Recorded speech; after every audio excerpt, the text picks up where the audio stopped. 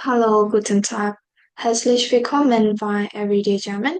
Everyday German မှာ German ကြောင့်သင်ကြားပေးနေတဲ့တစ်ချက်ကနေဖြစ်ပါတယ်။ကျွန်တော်ဒီနေ့မှာတော့ grammar lesson လေးတွေသွားတာများပြီဆိုတော့ပေါ့နော်။ဒီ personal information နဲ့ပတ်သက်တဲ့နာမည်မေးတာလေးတွေအသက်မေးတာလေးတွေပေါ့နော်။နေရက်လိပ်စာမေးတာလေးတွေဒီ information လေးတွေကို German လိုမျိုးဘယ်လိုပြောလို့ရလဲဆိုတဲ့ဟာလေးအကြောင်းအရာလေးပေါ့နော်။ speaking ဘိုင်းနဲ့ပတ်သက်တဲ့အကြောင်းအရာလေးကိုလေ့လာကြည့်အောင်နော်။အဲ့တော့ဒီသင်ခန်းစာလေးရဆိုရင်တချို့တို့ကဒီ A1.1 ကိုသင်ရတဲ့အခါမှာ Schritte plus 9နဲ့မှာဆိုရင် lesson ဆိုတာတိုင်းမှာပါတယ်ပေါ့နော်အဲ့ဒီအကြောင်းအရာလေးကိုဒီချက်ကအခုတိတက်နေပြန်ပြီးတော့ကျတော့ခွဲထုတ်ထားတယ်ကြိုပြီးတော့ကျတော့ပြောကြည့်လို့ရအောင်လေ့လာကြည့်လို့ရအောင်ပေါ့နော်ဆိုတော့အမေးအဖြေလေးဒီလိုမျိုးလေးလုပ်ရတယ်ဆိုတဲ့ဟာကိုဒီချက်တို့တူတူလေ့လာကြည့်ရအောင်နော် so ခေါင်းစဉ်လေးက Personalien Information Personalien Information Personal Information Personal Information အဲ့တော့ကိုယ့်ရဲ့ personal နဲ့ပတ်သက်တဲ့အကြောင်းအရာ information လေးတွေကိုမေးမယ်ဆိုတော့ပထမဦးဆုံးအနေနဲ့ဒီဘက်ကပေါ့နော်ဒီ thema လေးတွေပေးထားတဲ့ခေါင်းစဉ်လေးပေါ့နော်အဲ့တော့ခေါင်းစဉ်လေးတွေကိုကြည့်ကြည့်အောင်အဲ့တော့ဒီ thema လေးတွေကတကယ်တော့အရေးကြီးရပေါ့နော်သူတို့ကလည်းအရေးကြီးရဘာလို့လဲဆိုတော့ဒီဘက်ကမိကွန်းလေးတွေမေးတဲ့အခါမှာတကယ်တော့ကဒါကတော့ဗာမေးရဆိုတာမျိုးသိတယ်လို့မျိုးမိကွန်းလေးမပါဘဲနဲ့ဒီ thema လေးတွေပဲပေးထားရဆိုရင်လည်းဒါကဘာအကြောင်းအရာလေးတွေကိုပြောထားရဲဆိုတာဟာကိုသိရမယ်ပေါ့နော်အထူးသဖြင့်ဒီဟာလေးတွေတကယ်တော့register form ဖြည့်တဲ့အခါမျိုးကြရင်ပေါ့နော်မြန်မာလူဆိုရင်တကယ်တော့အမည်တို့အသက်တို့မွေးရမြေတို့မွေးတက်ကရေတို့အဲ့လိုဟာမျိုးလေးပေါ့နော်အဲ့လိုအကြောင်းအရာလေးဖြစ်တဲ့အတွက်ဒီဘက်က thema လေးတွေကိုလည်းမြန်မာလိုမျိုးသိဖို့အရေးကြီးရပါတော့။ဘာလေးတွေကဘာကိုပြောထားရဲဆိုတာကိုသိရမယ်။ဆိုတော့ပထမတစ်ခုကနာမည်အကောင်လုံးသိတဲ့နာမည်ပေါ့နော်။ဒါဆိုရင်နာမည်ဖြည့်ပေးရမယ်။ On the next Heimatland Heimatland Heimat ဆိုတာကမွေးရ land ကနိုင်ငံမွေးရနိုင်ငံမွေးဖွားရနိုင်ငံအမိမြေပေါ့နော်အဲ့တော့ Heimatland လို့ပြောထားရဆိုရင်တကယ်လို့ဒီဘာပဲဖြည့်ရလဲဆိုရင်ကိုမွေးဖွားရနိုင်ငံကိုပဲဖြည့်လို့ရတယ်မြို့တွေဘာတွေကိုတကယ်လို့ဖြည့်လို့မရဘူး land လို့တတ်ထားရင်ပေါ့နော်သူကမွေးဖွားရနိုင်ငံကိုပဲထည့်ပေးရတယ်ဟုတ်တယ်နောက်တစ်ခုက Geburtstag Geburtstag Geburtstag မွေးဖွားရဒေသမွေးဖွားရဒေသမွေးရက်ဇာတိပေါ့နော်ကိုမွေးဖွားခဲ့တဲ့အရက်ကိုထည့်ရမယ် address address လိပ်စာ address ကိုပြောပါတယ် address လိပ်စာ telephone number telephone number telephone number art art အသက်ကိုထည့်ရမယ်ကိုအသက်ဘယ်လောက်ရှိပြီလဲနော်အသက်ကိုထည့်ပေးရမယ်ဆိုတော့ဒီဘက်က thema လေးကိုပြန်ပြောမယ် Name Heimatland Geburtsort Address Telephone number art art ရဒါဆိုရင်သူတို့ကိုတချို့မိကုန်းနေမေးတော့မယ်ပေါ့နော်မိကုန်းမေးတဲ့အခါမှာတချို့တို့ဒီ you ကိုသုံးတဲ့အခါတိုင်းအင်္ဂလိပ်မှာ you တစ်ခုလေးရှိမယ်ဂျာမန်မှာက formal ရှိရယ် informal ရှိရယ်အနည်းကိန်းရှိရယ်အများကိန်းရှိရယ်အခုမှတော့တချို့တို့က1 to 1ပေါ့နော်မေးမှဖြစ်တဲ့အတွက်ကြောင့်မလို့ဒီအနည်းကိန်းထဲမှာ formal နဲ့ informal နဲ့ခွဲလိုက်တယ်ပေါ့နော်အဲ့လိုခွဲလိုက်တဲ့အခါမှာကျတော့ formal ဘက်မှာဘာ form လေးရှိလဲဆိုရင် C form လေးတွေရှိတယ် informal ဘက်မှာ do form လေးတွေရှိတယ်ကျတော့နှစ်ခုစလုံးကိုသိရမယ်။ဘာကြောင့်လဲဆိုတော့ကိုအမြဲတမ်းမေးတဲ့သူစကားပြောတဲ့သူဒီကိုက formal အရာသုံးရတဲ့အခြေအနေမျိုးလည်းရှိနိုင်တယ် informal အရာသုံးရတဲ့အခြေအနေမျိုးလည်းရှိနိုင်တယ်နော်။ဥပမာအနေနဲ့အခုမှတော့ဆဆတွေ့ရဒါပေမဲ့တချို့တို့ကဒီ class ထဲမှာ classmate အချင်းချင်းမလို့ဒါမှမဟုတ် roommate အချင်းချင်းမလို့ informal form လေးနဲ့သုံးပြီးတော့ do form နဲ့မေးရလည်းဖြစ်နိုင်တယ်ရွယ်တူမလို့ပေါ့နော်။အဲ့လိုမျိုးနဲ့သုံးတာလည်းဖြစ်နိုင်တယ်။သို့တော့လုပ်ငန်းထဲမှာမလို့လုပ်ငန်းကိစ္စရဲ့ပြောတာမျိုးမလို့တယောက်နဲ့တယောက်ခဏလန်းလန်းဖြစ်ဖို့ရအတွက်မိကိုမေးတာမျိုးစီတချို့က formal form ဖြစ်နိုင်တယ်။ဒါကြောင့်နှစ်ခုစလုံးကိုသိရမယ်ပေါ့နော် formal နဲ့ informal နဲ့သိရမယ်။အဲ့တော့ C form နဲ့မေးမေး do form နဲ့မေးမေးပြန်ပြီးတော့ဖြေရတော့ I ဖြစ်တဲ့အတွက် each နဲ့ပဲဖြေရတာ each နဲ့ပဲဖြေရတယ်။ဆိုတော့ဒီမှာတစ်ချက်က information လေးတွေထည့်ထားတယ်။တစ်ချက်ဒီအပြာလေးတွေနဲ့ရေးထားတဲ့စကားလုံးလေးတွေနေရာမှာကဘာထည့်ရမှာလဲဆိုရင်ကိုယ့်ရဲ့ personal information တွေထည့်ရမှာပေါ့နော်။ပြီးတော့ဒီမှာလည်း English လိုလေးတွေဘာသာလေးတွေပြန်ပေးထားရဲဆိုတော့ဒီဘက်မှာဘာအကြောင်းအရာလေးတွေဖြည့်ရမယ်ဆိုတာလည်းသိလောက်ပါတယ်။နော်။အဲ့တော့ဒီချက်ဒီရေးပေးထားတဲ့နေရာလေးတွေမှာကိုယ့်ရဲ့ information တွေကိုထည့်ရမှာပေါ့နော်။ဆိုတော့ပထမတစ်ခုကနာမည်ကိုမေးမယ်ဆိုရင် Wie heißen Sie Wie heißen Sie Wie heißen Sie Wie heißt du Wie heißt du Wie heißt du Ich heiße Marie Schmidt Ich heiße Marie Schmidt ဒါဆိုရင်ဒါကနာမည်ဘယ်လိုခေါ်လဲငါနာမည် Marie Schmidt ဖြစ်ပါတယ်ဒီလိုမျိုးပေါ့Hammerland ဘယ်ကနေလာတယ်လဲမေးမယ် Woher kommen Sie Woher kommen Sie Woher kommst du Woher kommst du Ich komme aus Myanmar Ich komme aus Burma အဲဆိုကျွန်တော်လာတဲ့နေရာကနိုင်ငံကမြန်မာဖြစ်တဲ့ဆိုရင်ကျွန်တော်မြန်မာနဲ့လည်းသုံးလို့ရတယ်ဒါမှမဟုတ်ရင်ဘီယမာနဲ့လည်းသုံးလို့ရတယ်ပေါ့နော်ဘီယမာကတော့ဘာမာအနေနဲ့သုံးတာပေါ့နော်ကြိုက်တာထည့်လို့ရတယ် Ich komme aus Myanmar oder Ich komme aus Burma ကေဘောဆာမွေးဖွားရာဒေသထက်မယ်ဘယ်မှာမွေးခဲ့တာလဲ Wo sind Sie geboren Wo sind Sie geboren Wo bist du geboren Wo bist du geboren Ich bin in Yangon geboren Ich bin in Yangon geboren အဲ့တော့ဒါဒီဆောင်းနာပြောလို့ပဲဒါကကိုယ့်ရဲ့မွေးဖွားရာဒေသကိုထည့်ပေးရမှာပေါ့နော်အဲ့တော့ကိုဘေမျိုးမှာမွေးခဲ့တာလေပေါ့ Adresse Wie ist Ihre Adresse Wie ist Ihre Adresse Wie ist deine Adresse Wie ist deine Adresse Meine Adresse ist Ehrenstraße 1 1104 Yangon. Meine Adresse ist Ehrenstraße 1 1104 Yangon.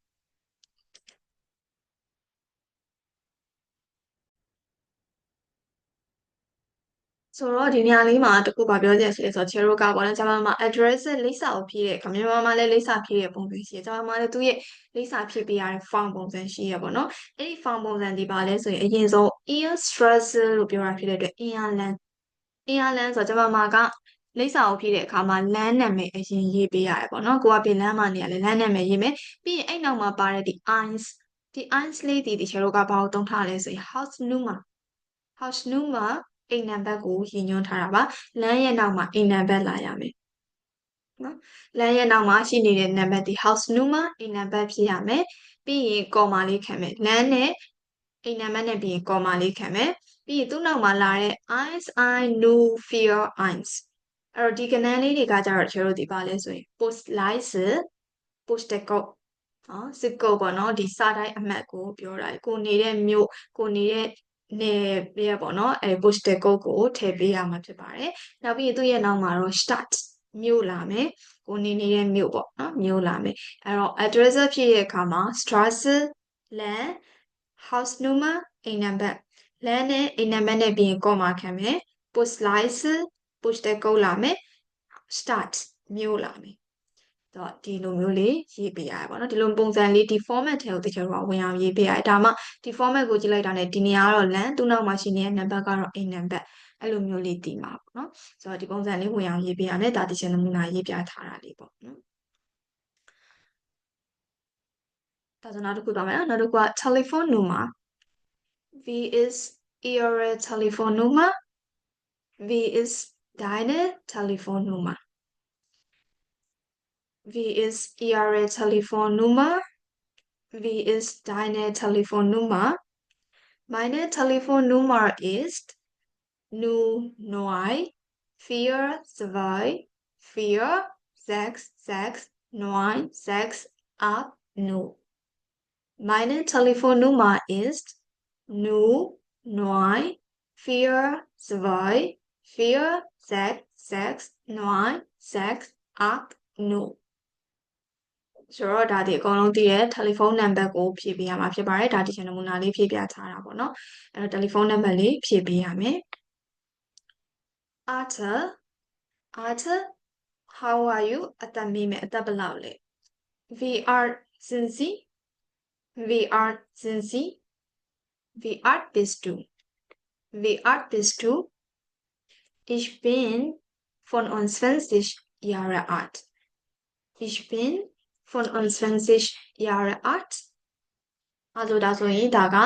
ich bin က I am Jahre alt က years old years old ဆိုတဲ့အဓိပ္ပာယ်အဲ့တော့အဲ့နှစ်ခုကြားထဲမှာတချို့ကဘာဖြည့်ပေးရမလဲဆိုကိုအသက်ဘယ်လောက်လဲကိုရဲ့အသက်ကိုဖြည့်ပေးရမှာပေါ့အဲ့ဆိုရင်ဒီ information တွေထဲမှာတချို့ကဒီအိမ်နံပါတ်လေးတွေ post slicer လေးတွေ telephone number တွေအသက်တွေကိုပြောဖို့ကတော့ဘာလို့သိရမှာလဲဆိုရင်ကိုဒီ silent ဂျာမန်လိုမျိုးကိန်းကနန်းတွေရဲ့အခေါ်အဝေါ်1 2 3လေးရဲ့အခေါ်အဝေါ်ကိုသိရမယ်ပေါ့နော်အဲ့တော့ဒီ1 2 3လေးရဲ့အခေါ်အဝေါ်လေးတွေလည်းဗီဒီယိုတင်ပေးထားရှိရယ်ပို့ပေးထားရှိရယ်ပေါ့နော်အဲ့တော့အဲ့ဒီဟာလေးတွေကိုကြည့်ပြီးတော့ကြာတချို့ဘာလုပ်လို့ရလဲဆိုရင်ဒီမှာလာပြီးတော့ကြာတော့ဖြည့်လို့ရတယ်ပေါ့နော်ဆိုတော့တို့ဒီအရန်အရေးပါတယ်မှန်ကန်ကန်ပြောနိုင်ဖို့ဘေးကနန်းမဆိုပြောနိုင်ဖို့ဆိုတာကာဆွနာက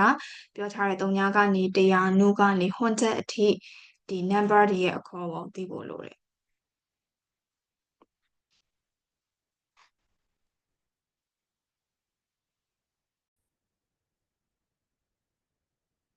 ဒီဘက်မှာတော့ဗာလေးလဲဆိုရင် Zinzi Faharatet Zinzi Faharatet are you married လက်ထပ်ထားတာလားပေါ့နော် married stated familiar stand ကိုမေးရပါအိမ်အောင်ရှိမရှိပေါ့နော်Zinzi Faharatet bist du verheiratet bist du verheiratet ja ich bin verheiratet ja ich bin verheiratet ဒါလက်ထပ်ထားတဲ့သူဆိုရင်ဒါလေးကိုဖြေမယ်ပေါ့နော်လက်ထပ်ထားပါတယ်အဲ့တော့မဟုတ်ဘူးဆိုရင်တော့ nein ich bin ledig nein ich bin ledig ledig ကဘာလဲဆိုတော့ဒီဘက်မှာဒီချက်ဒါလေးတွေရေးပြထားပါတယ်အဲ့တော့ ledig က single เนาะလက်ထပ်ထားလားမဟုတ်ဘူးငါ single ဖြစ်ပါရဲ့ဆိုရင် nein ich bin ledig nein ich bin verwitwet ich bin verwitwet verwitwet ကတော့ဒီလိုကမုတ်ဆိုးဖို့မုတ်ဆိုးမှာပေါ့နော်ဒီတစ်ခုလက်ကိုပြောတာမျိုးပေါ့နော် ich bin verwitwet nein ich bin geschieden nein ich bin geschieden geschieden ကတော့ကွာရှင်းထားတာကိုပြောတာပါအဲ့တော့မိကွန်းက sind Sie verheiratet bist du verheiratet ဆိုရင် verheiratet ဖြစ်တဲ့သူတွေကတော့ ja ich bin verheiratet မဟုတ်တဲ့သူတွေကတော့ nein ပြီးရင်ကိုယ့်ရဲ့ familiar stand ကဘာလဲဆိုတာရွေးချယ်လို့ရတယ်And then is the နောက်တဲ့မိကွန်းတစ်ခုက do you have simply မွေးစင်းမောင်နှမရှိသလားလို့မေးတာပါအဲ့တော့ဒီမှာကကျွန်တော်တဖေးတဲ့တမေးတဲ့မွေးတဲ့ညီကိုအရင်ပေါ့နော်ညီမအရင်အဲ့လိုမျိုးရှိသလားပေါ့နော်မောင်နှမရှိသလားဆိုတဲ့ဟာကိုမေးတာပါ Haben Sie Geschwister Haben Sie Geschwister Hast du Geschwister Hast du Geschwister Ja ich habe einen Bruder und eine Schwester Ja ich habe einen Bruder und eine Schwester အဲ့တော့ simply ရှိလားဆိုတော့ simply ရှိတဲ့သူတွေကရှိရဆိုရင်ဘယ်လိုမျိုးရှိရလဲတယောက်ရှိရလားတယောက်ရှိရင် brother တယောက်ရှိရင် einen Bruder တကယ်လို့နှစ်ယောက်ရှိရဆိုရင် zwei Bruder ဒီမှာက zwei ကနမူနာပဲပေးထားတချို့တကယ်လို့နှစ်ယောက်လည်းရှိနိုင်တယ်သုံးယောက်လည်းရှိနိုင်တယ်လေးယောက်လည်းရှိနိုင်တယ်အဲ့တော့တယောက်ထဲဆိုရင်တော့ einen နဲ့သုံးတယ်နှစ်ယောက်သုံးယောက်ဖြစ်သွားရင်တော့တချို့က Bruder ကိုအများကြီးသုံးပေးရပါတော့ Bruder ဖြစ်သွားတယ် zwei Bruder drei Bruder vier Bruder ဒီလိုလာမှာပေါ့နော်နော် sister တယောက်ရှိတဲ့သူဆိုရင်ကျတော့ eine Schwester နော် eine Schwester eine ဆိုပြီးတော့သုံးပါတယ်ဆိုတော့ ending လေးတွေမတူဘူး ending လေးတွေသတိထားပေးရမယ်နော် brother ရှိတဲ့သူဒီ einen နဲ့သုံးလို့ရမယ်တချို့တို့ Schwester ရှိတဲ့သူဒီ eine သုံးရမယ်ပေါ့နော် eine Schwester eine Schwester နောက်နှစ်ယောက်ရှိရဆိုရင် zwei Schwestern two sister နော် sister နှစ်ယောက်ရှိပါတယ်ဆိုပြီးတော့ကြတော့တုံးတယ်အဲကြောင့်ဒီဘက်မှာနမူနာရေးပြထားတာက brother တယောက် sister တယောက်ရှိရဆိုရင် einen Bruder und eine Schwester ဖြစ်ရမယ်နောက်တကယ်လို့ကိုကပေါ့နော်ဒီမွေးစင်းမောင်နှမအရင်မရှိဘူးကိုကတိုးတဲ့တော့ကလေးဆိုရင်တကယ်တော့ဘာသုံးလို့ရလဲဆိုရင် Einzelkind only child တိုးတဲ့တော့ကလေးဒါပေမဲ့အဲ့ကြရင်ကိုကရှိပါတယ်လို့သုံးလို့မရတော့ဖြစ်ပါတယ်လို့သုံးရမှာဖြစ်တဲ့အတွက် but ich bin ဖြစ်သွားမယ် ich bin ဖြစ်သွားမယ်ဒါကြောင့်မိကုန်းက haben Sie Geschwister hast du Geschwister simply ရှိလားမရှိဘူးဆိုရင် nein ich bin Einzelkind nein ich bin Einzelkind မရှိပါဘူးငါကတိုးတဲ့တော့ကလေးဖြစ်ပါတယ်ဆိုပြီးတော့ကြတော့ဖြေလို့ရတယ်နော်Okay ဒါဆိုရင်ဒါကတချို့ပြောခဲ့တဲ့ကျွန်တော် personally information personal information နဲ့ပတ်သက်တဲ့မေးခွန်းလေးတွေအဖြေလေးတွေပေါ့နော်ဒါကိုယ့်ရဲ့အကြောင်းအရာလေးတွေပဲဖြစ်တဲ့အတွက်တချို့တို့ကတယောက်ယောက်ကို မိကွန်းမေးတဲ့အခါကိုယ့်ရဲ့ပတ်နာကိုမိကွန်းမေးတဲ့အခါမှာလည်းဒီမိကွန်းလေးကိုလည်းသိရမယ်နောက်ပြီးရင်ကိုယ်တိုင်လည်းအဖြေလေးကိုသိရမယ်အမြဲတမ်း sich vorstellen ကိုယ့်ရဲ့အကြောင်းအရာကအမြဲတမ်းမိတ်ဆက်ပေးနေရမှာဖြစ်တဲ့အတွက်ကြောင့်မလို့ဒီအကြောင်းအရာလေးကိုကောင်းကောင်းပြောနိုင်ဖို့လိုအပ်တယ်နော်အဲဆိုတော့ကျွန်တော်ကဒီချက်ဖြည့်ပေးထားတဲ့ information နေရာလေးတွေမှာကိုယ်နဲ့သက်ဆိုင်တဲ့ကိုယ်နဲ့ကိုက်ညီတဲ့ information လေးတွေကိုဖြည့်ပြီးတော့ကြတော့ထပ်ပြီးတော့ကြတော့လေ့ကျင့်လို့ရပါတယ်နော် Okay ရမယ်နော်ဒါဆိုရင်ဒီဟာလေးကိုအတန်တွက်လေးတွေတစ်ခေါက်လောက်တော့ပြန်ပြီးတော့ကြတော့ပြောပြမယ်ပေါ့နော် information လေးတွေတော့တစ်ချက်မထဲတော့ဘူး information နေရာလေးတွေမှာကိုယ့်ရဲ့ information လေးတွေထည့်ပြီးတော့ကြတော့ပြန်လေ့ကျင့်ကြည့်ပေါ့ဆိုဆောင်ရ Wie heißen Sie Wie heißt du Ich heiße Woher kommen Sie Woher kommst du Ich komme aus Wo sind Sie geboren Wo bist du geboren Ich bin in geboren Wie ist Ihre Adresse Wie ist deine Adresse Meine Adresse ist Wie ist Ihre Telefonnummer Wie ist deine Telefonnummer Meine Telefonnummer ist Wie alt sind Sie Wie alt bist du Ich bin Jahre alt Sind Sie verheiratet Bist du verheiratet Ja ich bin verheiratet Nein ich bin ledig Nein ich bin verwitwet Nein ich bin geschieden Haben Sie Geschwister Hast du Geschwister Ja ich habe einen Bruder zwei Brüder eine Schwester und zwei Schwestern Nein ich bin Einzelkind Okay ရမယ်နော်ဒါဆိုရင်ဒါကတခြား personally information နဲ့ပတ်သက်ပြီးတော့ကြတော့လေ့ကျင့်ခံလုပ်လို့ရဖို့ရပါတော့ဒါလေးတွေကိုကြိုပြီးတော့ကြတော့ information လေးတွေမျှဝေပေးထားတာဖြစ်တယ်ပေါ့နော်အဲဆိုတော့အဲ့ဒီ information လေးတွေကိုကိုယ့်ရဲ့ information လေးတွေထည့်ပြီးတော့ကြတော့ပြန်ပြီးတော့ကြတော့ပြောကြည့်ပါအဆင်ပြေလိမ့်မယ်လို့ထင်တယ်ပေါ့နော်နောက်တစ်ခါသတိထားစရာအချက်လေးတွေရှိတယ်ဒီမှာ information ထည့်တဲ့အခါမှာဒီ collect ပေးထားရင် collect နေရာလေးမှာပဲထည့်ပါတချို့တို့ဒီလို ich bin in Geboren လို့ဟာမျိုးမှာဆိုရင်နောက်ဆုံးမှာသွားပြီးတော့ကြတော့ထည့်လို့မရဘူးပေါ့နော် Geboren ကနောက်ဆုံးမှာရှိနေရမယ်အဲ့လိုဟာမျိုးလေးလည်းရှိတယ်ဆိုတော့ဆောနာပထမတော့ဒီချက်နမူနာထည့်ထားခဲ့တဲ့ information ထည့်တဲ့နေရာလေးမှာကိုယ့်ရဲ့အကြောင်းအရာလေးတွေကိုထည့်ပြီးတော့ကြတော့ပြန်ပြီးတော့ကြတော့လေ့ကျင့်ခန်းလုပ်ကြည့်ပေါ့နော် Okay ပါအဲ့ဆိုရင်ဒီသင်ခန်းစာအနေတော့နှုတ်ဆက်လိုက်ပါတယ်ဆိုတော့နောက်ထပ်သင်ခန်းစာတွေမှာပြန်ပြီးတော့တွေ့ပါမယ် choose ပါအားလုံး bye bye choose